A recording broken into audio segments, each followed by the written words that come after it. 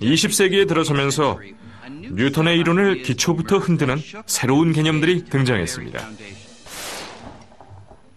이 개념들을 내놓은 인물은 스위스 특허청의 젊은 심사관이었죠. 그가 바로 알베르트 아인슈타인입니다. 아인슈타인은 전기시대가 시작되는 19세기 후반에 성장했습니다. 전기는 도시를 환하게 밝히며 뉴턴이 상상조차 할 수 없었던 온갖 기술을 탄생시켰죠. 아인슈타인은 이런 기술 발전 덕분에 어릴 때부터 매료됐었던 대상에 접근할 수 있었죠. 바로 빛입니다. 전구나 가로등 불빛이 아닌 빛 자체의 성질에 관심을 보였습니다. 특히 아인슈타인은 빛의 기이한 특성 중 하나인 속도에 마음을 빼앗겼고, 이를 바탕으로 공간에 대한 뉴턴의 이론을 뒤집습니다.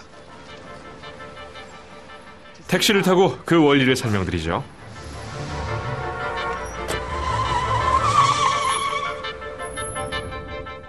현재 속도는 시속 32km 정도입니다. 속도를 높이려면 가속 페달을 밟기만 하면 됩니다.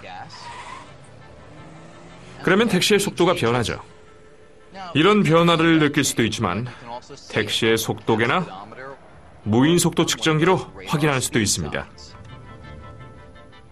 자, 이제 속도를 늦추세요.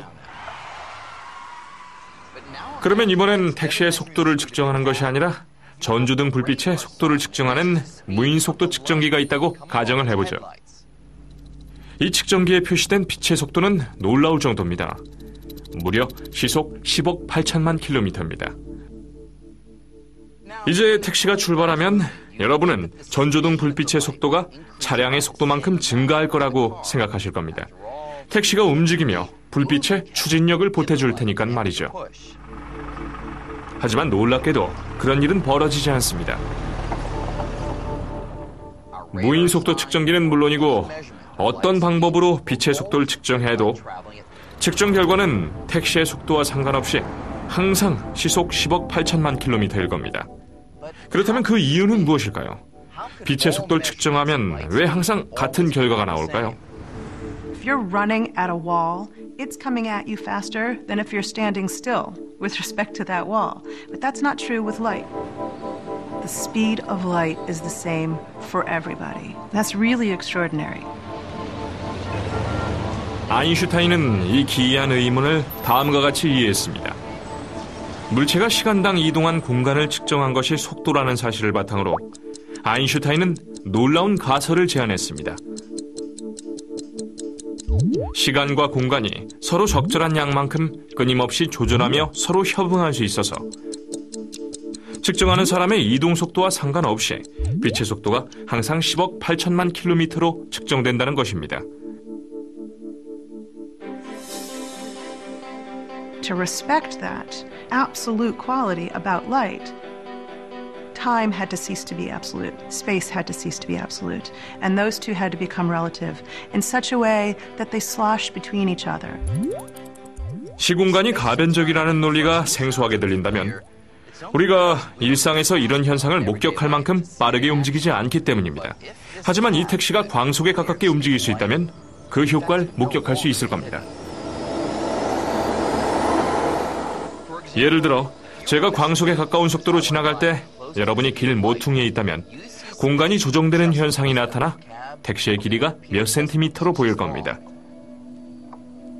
또한 제 시계의 초침 소리가 아주 느리게 들릴 겁니다. 하지만 택시 안에 있는 제 관점에선 시계 초침도 정상적으로 움직이고 이 내부 공간도 평소와 똑같이 보일 겁니다. 하지만 밖을 내다보면 공간이 크게 조정된 모습을 보실 겁니다. 빛의 속도를 일정하게 유지하기 위해서 말이죠. 따라서 아인슈타인의 이론에선 시간과 공간이 일정하거나 절대적이지 않습니다. 오히려 움직임과 함께 결합되어 시공간이라고 불리는 하나의 실체를 형성하죠. 알베르트 아인슈타인에 의해 공간에 대한 이 새로운 개념은 우주에서 가장 친숙한 힘과 관련된 심오한 의문을 풀어줍니다. 바로 중력입니다. 뉴턴은 물체가 서로를 끌어당기는 힘이 중력이란 사실을 알았고 뉴턴이 발견한 법칙들은 이 힘을 아주 정확하게 예측했죠. 그렇다면 중력은 어떻게 작용할까요? 수십만 킬로미터에 달하는 빈 공간을 사이에 두고 지구는 어떻게 달을 끌어당길까요? 지구와 달은 보이지 않는 끈으로 연결된 것처럼 움직이지만 그렇지 않다는 걸 모르는 사람은 없으며 뉴턴의 법칙들은 이런 사실을 설명하지 못했습니다. Einstein found that no band-aid patches would fix Newtonian gravity. He had to invent a mechanism for it. He had to understand it. 이 문제를 풀기 위해 10년이 넘게 궁리한 끝에 아인슈타인은 중력의 비밀이 시공간의 특성에 있다는 놀라운 결론에 도달했습니다.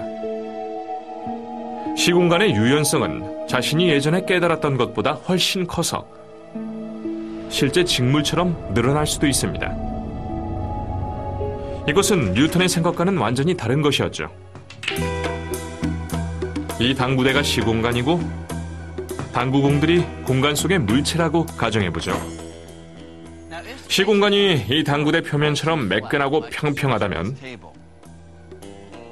물체는 직선으로 움직일 겁니다. 하지만 공간이 직물처럼 늘어나고 휘어질 수 있다면 조금은 다르게 보일지도 모릅니다. 만약 그렇다면 신축성이 있는 시공간 구조물 위에 무거운 물체를 내려놓으면 어떻게 될까요?